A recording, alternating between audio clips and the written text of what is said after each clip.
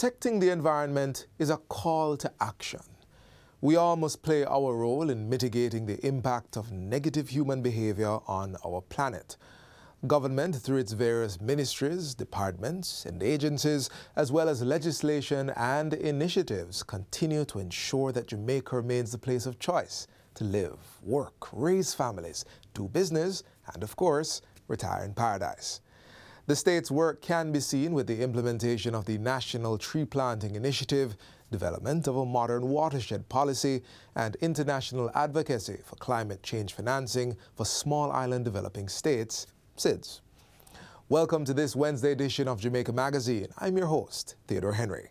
We have lots to discover in today's green lineup as we focus on climate change awareness, plus lots more. Let's dive right into today's show with the news. Stay with us.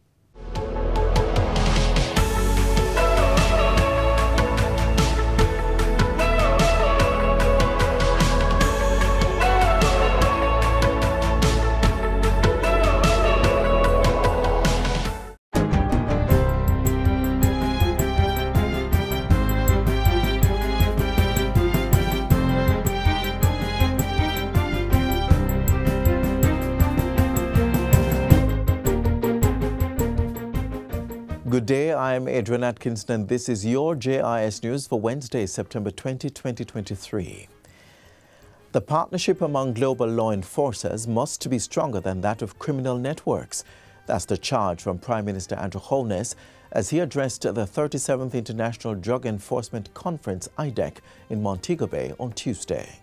And this conference, if it does nothing else, must bring the nodes in this network closer together. Mr. Holness underscored the importance of nations adopting a cooperative multinational strategy to effectively disrupt transnational criminal organizations and their supply chains. These collective endeavors are instrumental in dismantling the intricate networks linked to drug trafficking. The Prime Minister says transnational criminal organizations continue to use Jamaica as a drug trafficking transit point, despite the state's consistent and ongoing efforts to reduce and combat the trade in narcotics. According to Mr. Holness, local law enforcement authorities have estimated 150 unofficial entry points to the island. The Prime Minister adds that Jamaica's geographic location and accessibility facilitates direct routes of narcotic trafficking from South and Central America to the United States, Canada and Europe. In addition, Mr. Holness says Jamaica continues to be the largest Caribbean source country for marijuana. I want to assure our partners that the Jamaican government remains committed to the fight against the illicit trafficking of narcotics and the war on drugs generally, but more so the fight to save lives. The three-day IDEC conference, which began yesterday, seeks to address the challenges associated with drug enforcement and combating drug-related crimes. Over 500 delegates and dignitaries are expected to be in attendance. The conference is being hosted by the U.S. Drug Enforcement Administration and the Ministry of National Security under the theme Disrupting Transnational Criminal Organization and Their Supply Chain.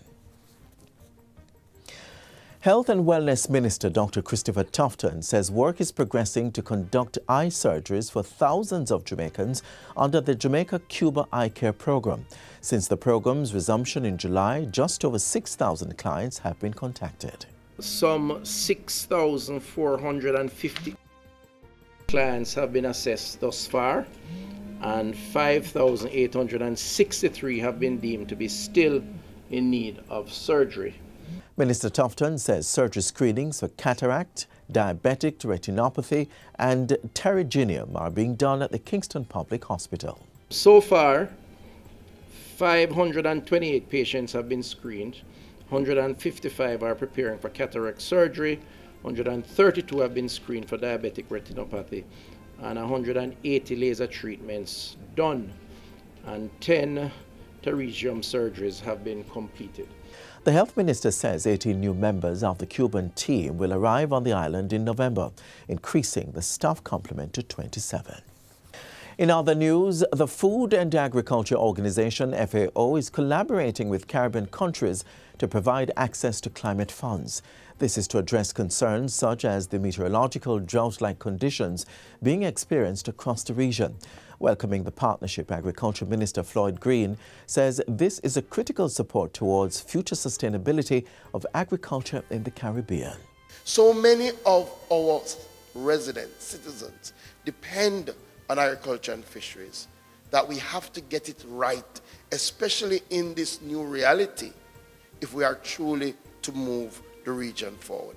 When we say that Jamaica has gone through some of its driest times ever, the reality is that that is also true for the rest of the region. Mr. Green was speaking at the high-level ministerial meeting for Caribbean Ministers of Agriculture and the United Nations Food and Agriculture Organization recently. The meeting covered strategies for collaboration and coordination among Caribbean nations, as well as ways to advance common priorities and potential areas for increased support within the FAO. And finally, Jamaica's model for human capital development in the tourism industry will be presented at the United Nations World Tourism Organization's UNWTO meeting in Riyadh, Saudi Arabia on World Tourism Day.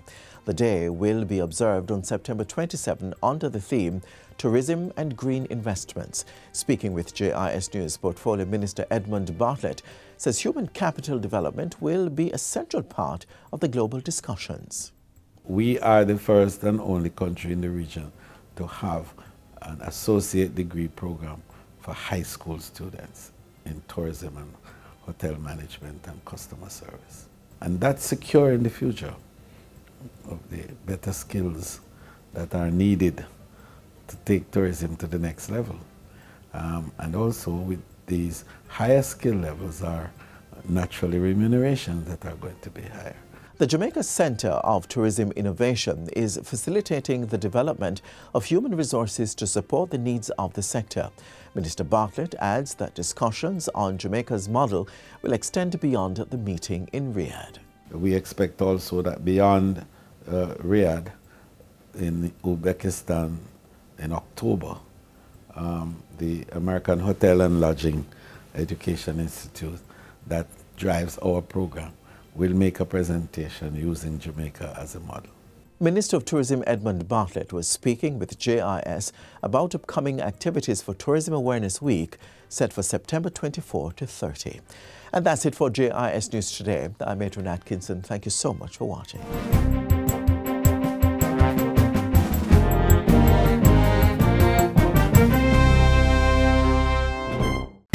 Mosquitoes will breed in containers that hold water. Tightly cover water storage containers such as drums, buckets and tanks, or cover the water surface with cooking oil. Punch holes in all tins, plastic containers and boxes to prevent the collection of water before disposal. Cover old tires or fill with dirt. Scrub all vases once per week to remove mosquito eggs and dispose of garbage by placing in plastic bags. Do your part to prevent mosquito breeding. A message from the Ministry of Health. The mission for climate-smart approaches to protect the environment lies in the unity of public and private partnership. Learn how Jamaican farmers are benefiting from a program aimed at mainstreaming gender in agriculture.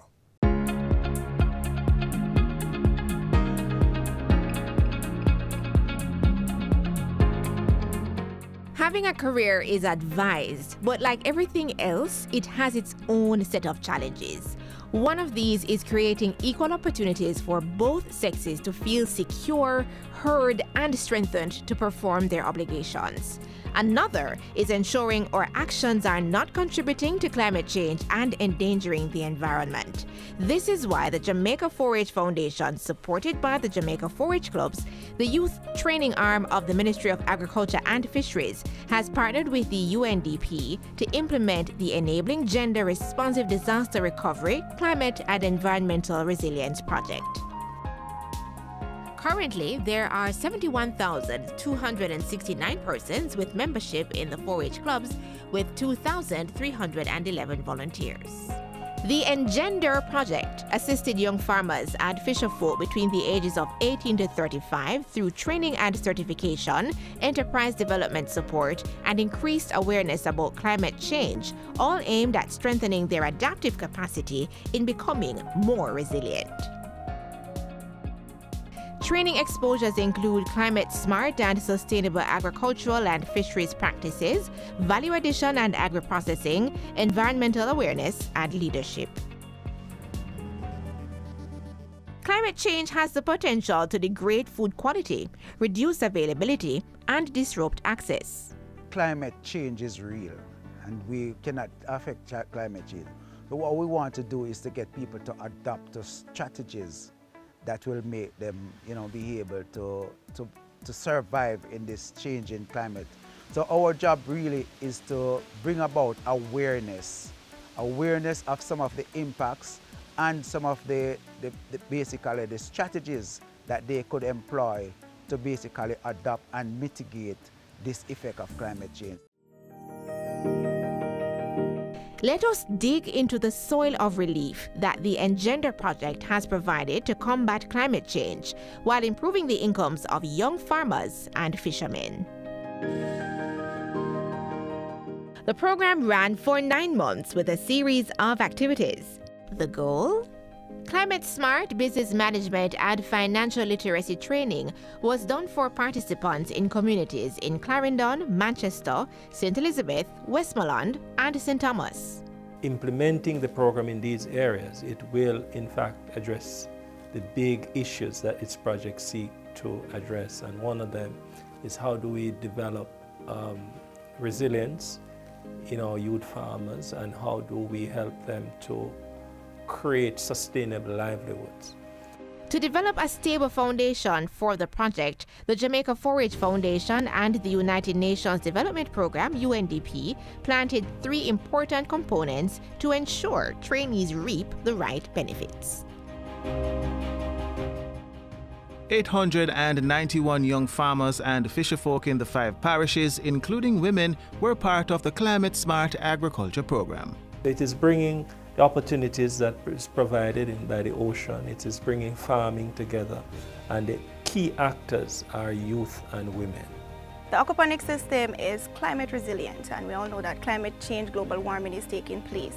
And being that the water cycle filters, you don't need additional water every day to keep the crops growing and growing healthy. What I've learned new that I've applied to the aquaponics is that I can now store the water from the fish whenever I'm going to clean the tank, and I can use it as a fertilizer base for other crops that I'll be growing. The benefit of the Engender project is all about reinforcing the importance of consistency.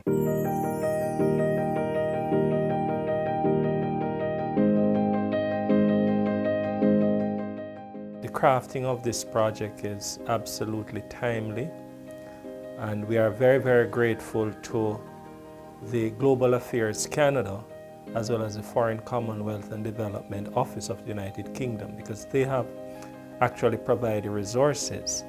And so the UNDP, the United Development Program, and the Jamaica Forage Clubs Foundation, we have worked together to implement this very, very uniquely crafted project. Through the funding of the Global Affairs Canada and the UK, we were asked to work on this project in 9 countries in this region. And it's pretty much to look at how we can find a way of mitigating and adapting to the impact of climate change through a gender lens. Equal opportunities in the agriculture and fisheries sector allow more persons to participate in economic growth, strengthens resilience against climate change, and helps pull vulnerable groups out of poverty. The project in its design had a gender equal formula, and so special emphasis was placed on providing female youth with the opportunity to gain access to resources which they normally would have had a challenge accessing.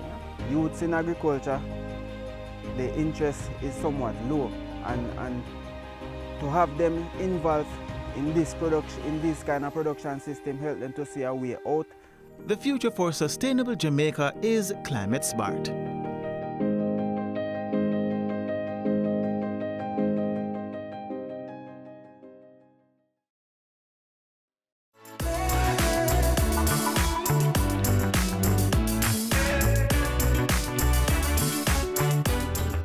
We move now to another side of agriculture. This time, it's learning more about aquaculture.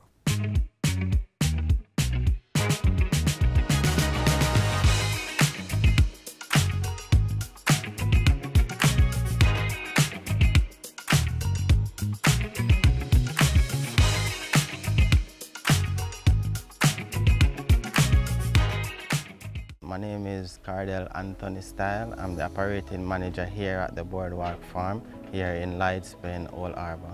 On a production day or a harvesting day is like, I wake up like probably 4:35 in the morning. Obviously, we'll get the call from overnight saying that we have a pan ready for selling. So they will respond to us, and then we will know based on the amount of persons coming.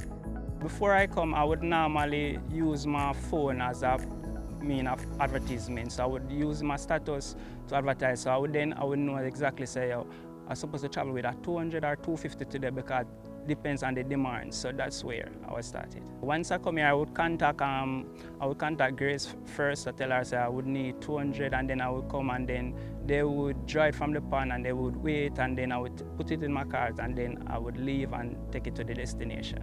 So the selling take place like probably roughly 8 o'clock. We finish our stuff like that. We prepare the feeding again for the entire day. So currently we're on the biomar. The biomar feed, it's a floating feed.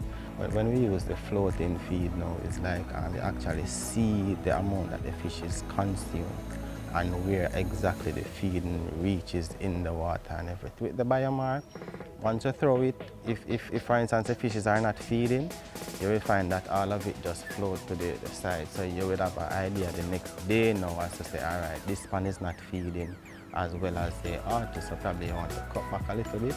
Or if you have a pan that is consuming that much, you find out that either you want to improve on the feeding capacity or, you know, the amount is okay. Our farm is just tilapia. We just do tilapia farming. We started out with just 2 ponds because it was a test run, had a lot of challenges, a whole heap of setbacks, but so far it has improved significantly.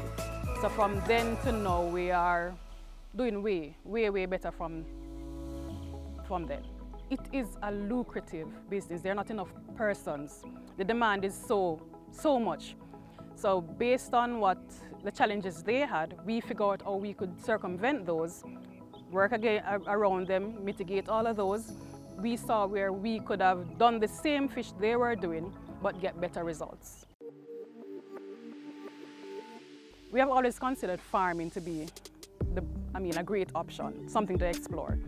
The opportunity came up to purchase this farm. We didn't hesitate. And then the fact that it had, all of these ponds were existing, and then we had the equipment to renovate them, so it kind of cut some of the costs. So we didn't hesitate, and that's really how this started. The National Fisheries Authority was of great assistance and guidance to us in that we knew nothing about fish farming. So you had their resource officers who would come by. Like we have a 1 acre pond, they were really integral in telling us, okay, this is your stock density, which is how much to stock per acre, half acre. And then they would come and check, you know, your water quality is not so good, so maybe you need to do this or that. So they have been of great help to us. And initially, our fries were gotten from them. So, I mean, they still continue to guide and help us throughout the process. There's a misconception that they tasted like dirt. So persons have now come to realize that that's not necessarily so. They actually taste fabulous. So it's not a set number per day, but say an average size, a 1 acre pond, if you harvest, ideally for me, I would like to get a minimum 4,000 pounds. We have come close to that. So it's based on what you stock You size your pond, what you stock and what you recover. Predominantly they're from all over. I've had one person come from as far as Westmoreland. I supply the Bagwak region, West Prospect, a small community named O'Malley, Lucky Valley. So I would do that like 3 times per week. They're very good size. Their average size is like 3/4 pound up to a pound. And they're very fleshy and meaty, so they really love them and they're always requesting it, so it's really high in demand. It's an opportunity to start something for yourself. So sometimes if you're not working, you can create something for yourself. Most people may not have a transport way they can transport it, but sometimes you can maybe start with a bicycle or whatever way to start something, to create something for yourself. Make a betterment of yourself and bring the goods to the people because it's high in demand and that's what they want. I would encourage others, if they had the land space, the infrastructure to do so, with proper guidance though. So get in contact with the National Fisheries Authority. Check with other farmers who have been in the business. A lot of them are willing to guide you along the way. So with that guidance, and if you do things correctly, then it is a success. Can be very, very successful. Fishing means a whole lot to me. Whatever you want, you just have to go for it because you cannot learn to drive in a parked vehicle.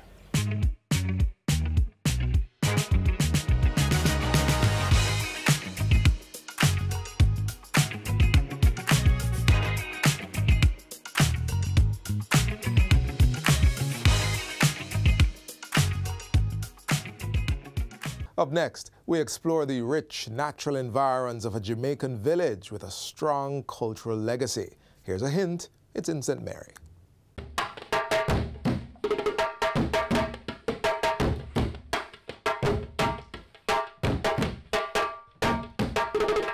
About Woodside, let me start by telling you that Woodside is my heart.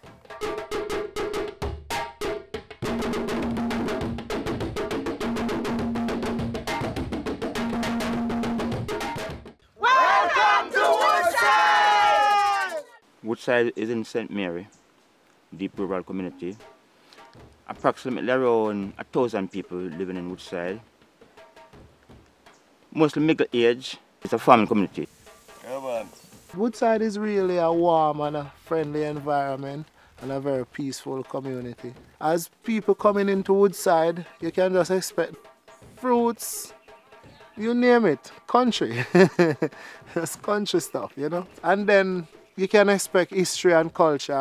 So we have students come here on tours, university students and visitors, people doing history, doing research and like family tree, and some of them find out back their family were right back here from Woodside, from this very plantation here.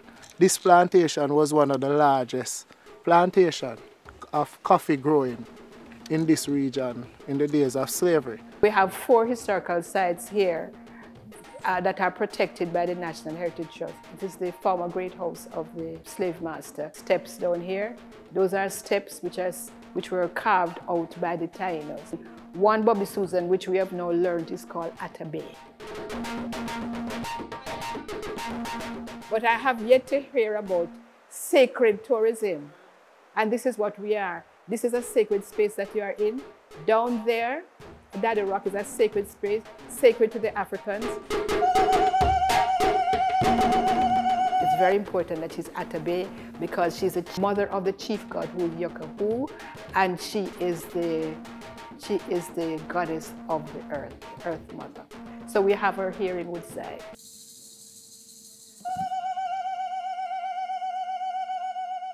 And there's steps here that are sacred to the Taino.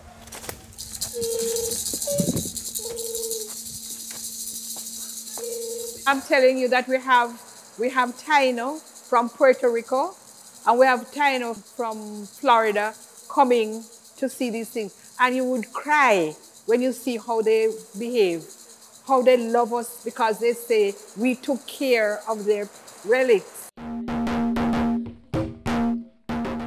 The church can tell the production that was taking place. That was the home for the slave master. And then it was given to the community for a school, and then it became a church. The same organization built us a school over there, which is closed now. and I see to use fit as a perfect camping site for this area. Because we have a lot of high schools in this community. We're doing cadet drill and all of these things.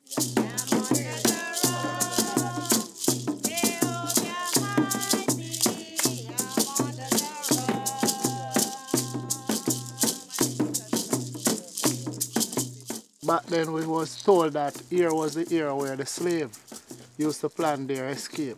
Annually, we come down here to really have a reading session on the 31st of July, leading into the 1st of August, when it was Emancipation celebration. The slave would come here to really discuss their own private business, leading up to that impending event that will be the Emancipation celebration.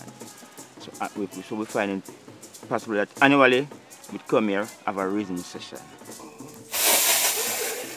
These plaques here bear the name of some of our slaves that were here on the plantation.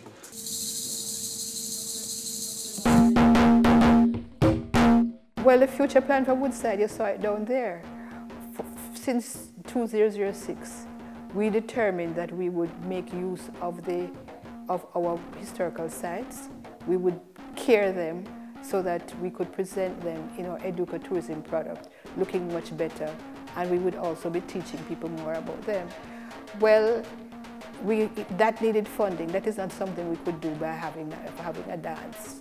And then the cement company last year put out an advertisement for community development projects. And we applied, and we came first. And we got the $6 million, not in our hand, because they are doing the project. But that is our project there, the ancestral garden.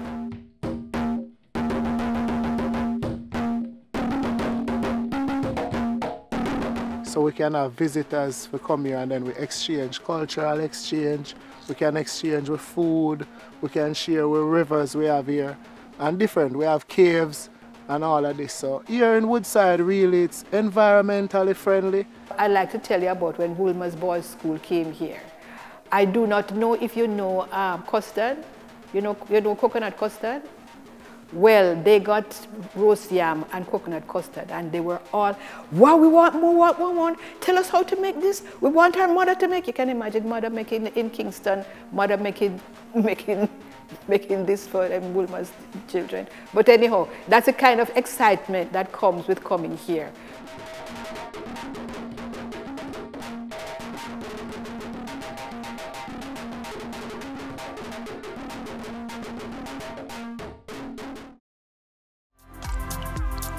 Brethren, the road signs make the traffic environment safe.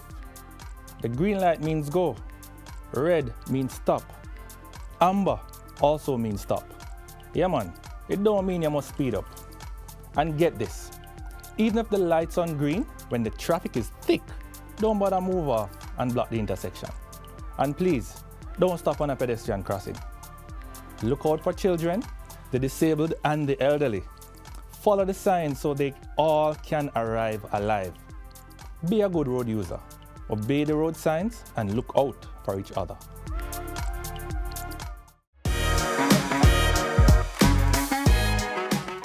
Thank you so much for joining us today. Be sure to let us know what you learned by sending us your feedback via email at jamaicamagazine@jis.gov.jm.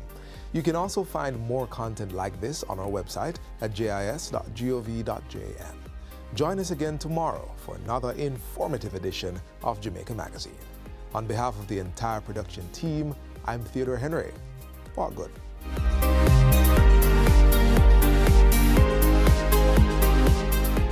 This has been a production of the Jamaica Information Service, the voice of Jamaica.